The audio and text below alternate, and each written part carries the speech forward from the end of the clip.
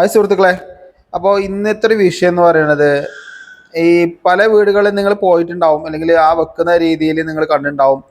ഇത് MCB ആണെങ്കിലും, അല്ലെങ്കിൽ ഈ RCCB ആണെങ്കിലും, അല്ലെങ്കിൽ ഐസൊലേറ്റർ ആണെങ്കിലും കരിഞ്ഞിട്ടുണ്ടാവുക.